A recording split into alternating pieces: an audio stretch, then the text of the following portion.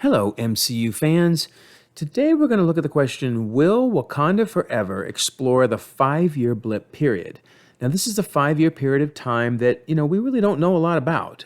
Endgame, of course, featured the most that we've ever seen. In fact, maybe the only time we've ever seen things happening during that 5-year period. And Secret Invasion is rumored to also give us some insight into that time frame. But I believe there's something in the trailer for Wakanda Forever that really hints that the movie is going to go into what happened during that 5-year period. Wakanda, of course, was greatly impacted when it lost Black Panther to the Blip. So certainly would be interesting to explore. So let's dive right in and see what we can find out. Now, first of all, one thing we do know from the trailer is that we will be learning who is the new Black Panther, because unfortunately, Chadwick Boseman tragically passed away. So even though the Black Panther did return from the Blip at the end of Endgame, he passed. The actor passed away, and so rather than recasting Black Panther, which probably was the right decision not to go that way, I know a lot of people wish they would have considered a recast, but rather than do that, they've decided that they will go with a new Black Panther.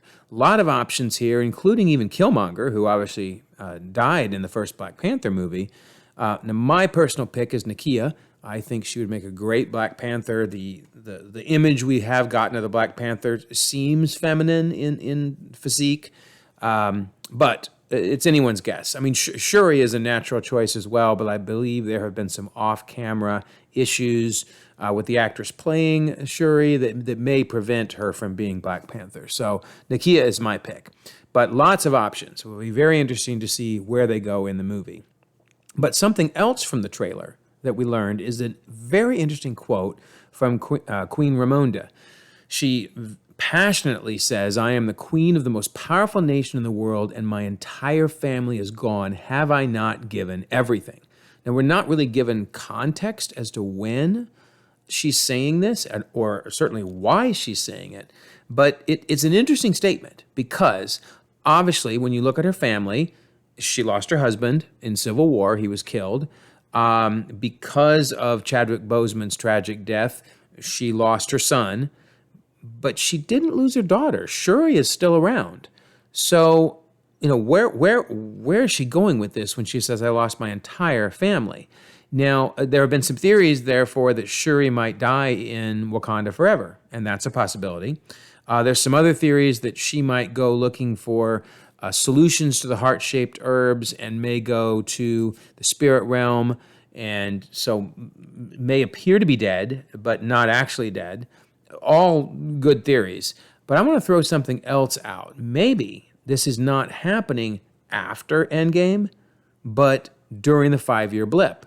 Because during that period of time, obviously her husband was still passed away because he died in Civil War, but both Black Panther and Shuri were identified as having been blipped. We saw Black Panther blip, of course, in Infinity War, but Shuri was revealed to have been blipped because she was on the screens revealing who was missing.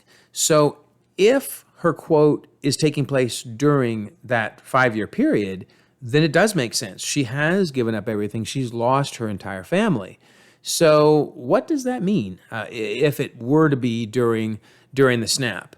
Well, we honestly don't know much about how Wakanda was affected. We know that Okoye was helping the Avengers, the remaining Avengers, and kind of, as they split up the different regions of the world and had different people, well, in fact, of the universe, because Captain Marvel was probably out in space, but the regions of the world were all being monitored.